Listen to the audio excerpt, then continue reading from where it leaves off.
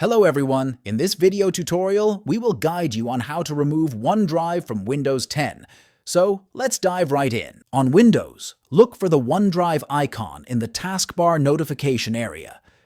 The icon might look like two white clouds stacked on top of each other.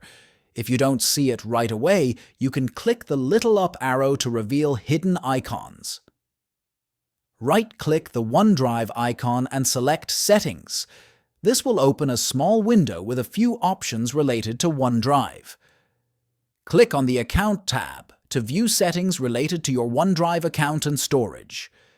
Here, you'll see the option to unlink this PC. Clicking this will disable OneDrive and stop it from syncing your files. Important note: unlinking won't delete your files stored in OneDrive. You can still access them by signing in to OneDrive.com. And there you have it. By using this method, you can disable OneDrive. If you find this video helpful, don't forget to subscribe to our channel for more tutorials. Thanks for watching.